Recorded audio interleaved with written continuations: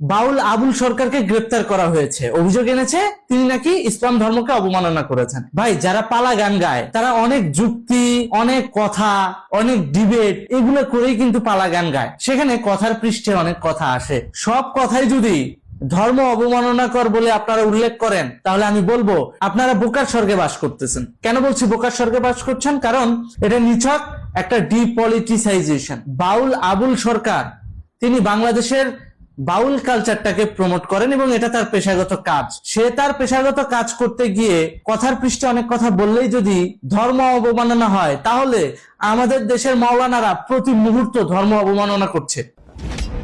চলেন ফুটেজ দেখে আসি। বিএনপিও চাঁদা তোলে, জামাতও চাঁদা তোলে, এই দুইটির মধ্যে পার্থক্য কি? এ নিয়ে কিছু বলেন। আর চাঁদা তো আল্লাহ তোলে। দেখলেন তো, আল্লাহ নাকি চাঁদা তোলে। তাহলে এটাকে কি বলবেন? ধর্ম অবমাননা বলবেন না? তখন হয়তো বলবেন যে না, এর আগে পরে অনেক কথা আছে, এই কথাগুলোকে আপনারা গুরুত্ব না দিয়ে এই কথাটাকে কোট করছেন। তাহলে বাউল আবুল সরকারের পুরো পালা গানটাও তো আগে পরে অনেক কথা আছে, সেটার বেলায় আপনারা কোট করতে যান কেন যে সে ধর্ম অবমাননা করেছে? তাহলে যদি সে ধর্ম অবমাননা করে থাকে, তাহলে ডক্টর ইউনূস কি ধোয়া তুলসীর পাতা?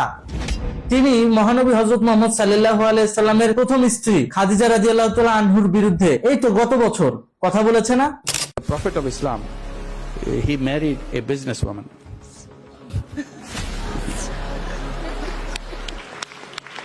No, not only he married a businesswoman, first he worked under her.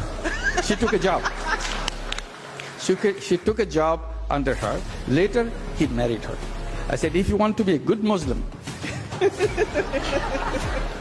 you have to follow the footsteps of the great Prophet. And you have to marry a businesswoman. And if you can't find one, come to us. We have plenty of them.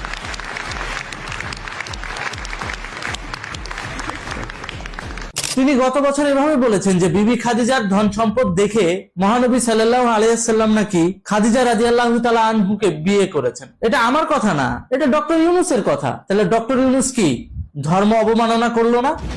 তাহলে মহানবী সাল্লাল্লাহু আলাইহি ওয়াসাল্লামের স্ত্রীকে নিয়ে কটু কথা বলার অপরাধে ডক্টর ইউনূস কেন গ্রেফতার হবে না? ও তিনি শাস্তির ঊর্ধ্বে, এরকম কিছু যদি সেটা হয়ে থাকে, তাহলে আমি বলবো বাউল আবুল সরকারেরও এই মুক্ত বাতাসে চলাফেরা করার অধিকার আছে। কারণ এই বাংলাদেশটা ধর্ম নিরপেক্ষ বাংলাদেশ। এখানে যাকে তাকে ধর্ম অবমাননা হয়েছে এই ট্যাগ দিয়ে যাকে তাকে হেনস্থা করা যাবে না, করা উচিত না। বাউল বাউলদের মতো কাজ করবে, করতে দেন ভাই। ফকির ফকিরের মতো কাজ করবে, করতে দেন। লালন যারা ভক্ত তারা তাদের মতো কাজ করবে, করতে দেন। এখানে আপনার আমার জ্বলতেছে কেন? তার মানে কি আপনারা বাংলার সংস্কৃতির বিরুদ্ধে? ও এটাকে আবার অশ্লীলতার মোড়ক দিচ্ছেন। তাহলে যে সমস্ত মাওলানারা মাদ্রাসায় ছাত্রদের সাথে বলাৎকার কার্যক্রম পরিচালনা করে, তাহলে তারা কি অশ্লীল না? ও নাকি ওটা কোরআন শরীফে হাত দিয়ে যখন প্রতিজ্ঞা করায় যে তুই কাউরে কইস না, এই জন্য কি সেটা হালাল হয়ে যায়? মোটেও হালাল হয় না। হারাম তো হারামই, খারাপ কাজ তো খারাপ কাজই। তো যেটা খারাপ সেটাকে খারাপ বলতে শেখেন, কিন্তু আপনারা পার্টিকুলারলি একটা গোত্রের গায়ে হাত দিবেন, তাহলে আপনারা যে ওয়াজের মঞ্চে প্রতিনিয়ত নারীদেরকে অবমাননাকর কথা বলেন। কিছুদিন আগে দেখলাম কুষ্টিয়ার এক মাওলানা, সে বলল, নাম না বলি, সে বলল ডাইরেক্ট যে ঢাকা বিশ্ববিদ্যালয়ে নাকি 53 বছর আজানের ধ্বনি শোনা যায় নাই। তাহলে এই ধরনের যে মিথ্যাচার, এগুলো কি এক ধরনের রাষ্ট্রীয় অবমাননা না? তাহলে তারা কেন গ্রেফতার হবে না? তারা গত বছর আগস্টের পর বলল কি শেখ হাসিনার ঘরে নাকি জায়নামাজ কোরআন শরীফ পাওয়া যায়নি। তাহলে যখন আমি আমার ভিডিওর মাধ্যমে সেটা প্রচার করলাম যে না, ওই মাওলানা মিথ্যাচার করেছে, সত্যি শেখ হাসিনার ঘরে ইসলামিক এলিমেন্ট ছিল এবং তিনি নামাজ পড়েই যাওয়ার আগে গিয়েছেন, তখন বিষয়টা পাবলিকের কাছে খোলাসা হলো। কিন্তু সব বিষয় কি আর ভিডিও করা যায়?